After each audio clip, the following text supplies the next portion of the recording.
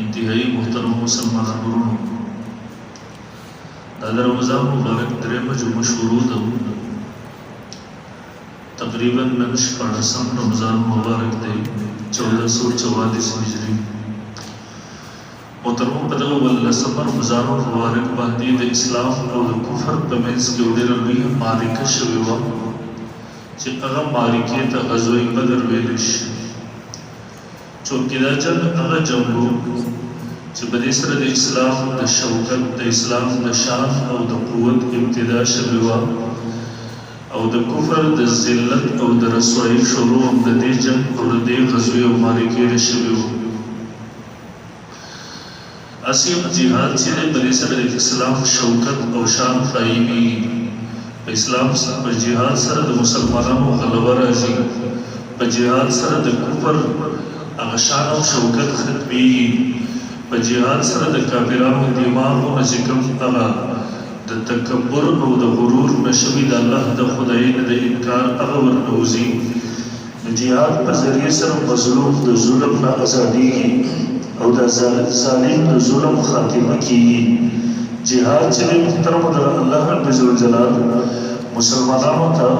د هغه رکاوټونو د خاتمې لپاره هغه نازل کړی دی ورکړی دی کوم چې هغه د کفر د اسلام په نشر و اشاعت کې هغه مخې ته راوړي کوم چې هغه محترمو هغوی د مسلمانانو د خاتمې کوشش کوي د دغه ټولو د علاج لپاره الله رب الجلال د جهاد فریضه رالیږلې جهاد محترمو د فرض دی هغه موضوع باندې به انشاءالله وکړو په بله موقع خبره کوو دلته هغه صرف د غزوه بدر په حوالې سره څو خبرې ستاسو په وړاندې عرض کوم غزوه بدر محترمو دې ته بدر ولې ویل کېږي یو روایت دا دی چې دغه علاقې بدر نامه ده د مکې مدینې منورې نه تقریبا 80 میله هغه لرې ده 90 میله دومره فاصله ده په منځ کې د دې وجې نه 80 میله فاصله د بدر او د مدینې منورې په منځ کې ده دې ته بدر ولې ویل کېږي نو یو روایت دا دی چې بدر دغه یو کوی دی د هغې نامه ده نو د هغه کوی د وجې نه د علاقه د بدر په نوم سره مشهوره ده او یو روایت دا دی چې بدر بن یخلد د هغه کس نامه و د هغې په نوم سره دا ځای هغه مشهور شوی دی په بهرحال دې ته غزوه بدر ویلی شي چې دغه مشهوره غزا ده چې په دې سره د اسلام شان او شوکت الله رب الجلال قایم کړی و چونکې محترمو د رمضان مبارک شروع رسول الله صلی الله علیه وسلم ته اطلاع ملاو شوه چې د مشرکینو د کفار مکه هغه قافله چې هغوی د یمن نه د تجارت سامان راغستی دی او مکې مکرمې ته روانه ده رسول الله صلی الله علیه وسلم د دغه قافلې د وهلو لپاره هغه صحابه کرامو ته اچانک اطلاع ورغله او د دلته نه یو څو کسان د ځان سره واغستل د مدینې منورې نه ووتل محترمو د دغه قافلې د شکولو د دغه قافلې مخې ته د صحیح سالم ته رسېدو نه د دیو دغه لاره د کټ کولو لپاره رسول الله صلی الله علیه وسلم په دې باندې حمله ولې وکړله د حملې لپاره نبي علیه الصلاة والسلام د مدینې منورې نه ولې ووتلو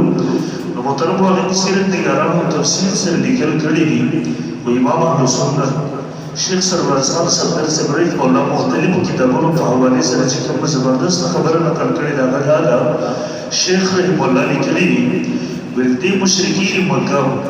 رسول الله صلی الله علیه وسلم او صحابه کرامو ته قسمه تکالیف ورسول اذیتونه ورسول تر دې پورې چې مسلمانان مجبور کړل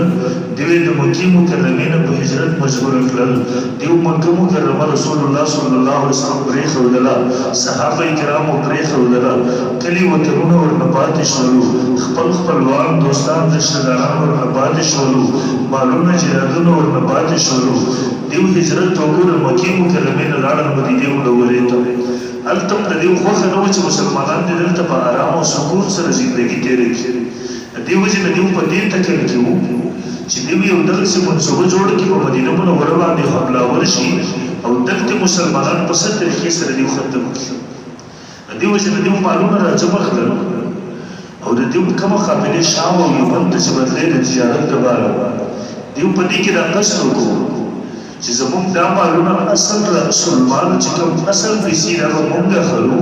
د دې چې کومه ګټه راځي دا به مونږ راجمع کوو او د دې په ذریعې سره په مکه مدینه منوره باندې به مسلمانانو چې کوم د حملې تیاری کوو په هغه تیاری باندې به مونږ دغه منافع او ګټه لرو او د مکې مکرمې دغسې یو څوک نه و چې په دې تجارتي قافلې کې د هغوی حصه نه وه دې وجې رسول الله صلی الله علیه وسلم ته حکم راغی چې ووځه د مخکې نه دغه قافله د دې بنیاد وباسه چې مخکې هغوی کومه منصوبه جوړوي چې د هغې منصوبې بنیاد په دې چې د وځي ختم شي نو اصل د هغې بنیاد دا و چونکې رسول الله صلی الله علیه وسلم د جنګ په اراده باندې نه ووتلی دې وجې د صحابه کرام مختصر کسان ورسره نبی علیه الصلاة والسلام ووتلو ابو سفیان د دغه قافلې په دې وخت کې د اسلام نه دی قبول کړی دی چې را روان دی ځای پسې د خو ډېر هوښیار و ډېر پوه و سردار و ځای په ځای په لاره به معلومات کول حالاتو د خطرې ادراک ورته کېدو د دې وجې نه ځای په ځای باندې به هغه د حالاتو تپوس کوو کله چې دې ته پته ولګي د شک شعور ده چې رسول الله صلی الله علیه وسلم سره صحابه کرامو نه را روان دی او موږ باندې حمله کوي دا قافله وایي رسول الله صلی الله علیه وسلم په دې کې ابو سفیان زمزم غفاری دته پیسې ورکړلې وې ته مکې مکرمې ته لاړ شه او هغه خلکو ته ووایه چې تاسو لاړ شئ ستاسو هغه قافله چې کومه د تجارت را روانه ده رسول الله صلی الله علیه وسلم سره د ملګرو په هغه قافلې باندې حمله ورکېدونکی دی لاړ شئ که تاسو کولی شئ خپله قافله بچ کړئ د هغې حفاظت وکړئ دې طریقې سره محترم چونکې دا قافله ډېره په تیزۍ سره وتلې وه او اچانک وتلې وه د جهاد او د جنګ په اراده باندې نه وتلې د دې وجې نه کسان هغه ډېر کم وو تقریبا 12 رمضان مبارک ورځ وه نبي علیه الصلاة والسلام د مدینې منورې نه ووتل 313 صحابه کرام راجع خپل لاره 313 کسان وو انتهایی د پیسو سامانۍ حالت وو د دې سره 2 اسونه او اویا خان ورسره وو په نمبر باندې هغه په دې باندې هغه سوري کول کله چې مخامخ سفرات ته د خریب ورسېدل نو بس او عادي نبی علیه الصلاة والسلام د دې نه مخکې ودیدل بل تاسو لاړ شئ د قافلې حالات معلوم کړئ دې جاسوسۍ لپاره مخکې ودیدل دیو مخکې روان و د قافلې حالات معلومول په دې کې هغه قافله کس چې کوم ابو سفیان لګلو مکې مکرمې ته هغه هلته ورسېده هغه خلکو ته اطلاع ورکړه په دې کې مختلف حالات دي روایات دي واقعات دي مثلا پرېږدم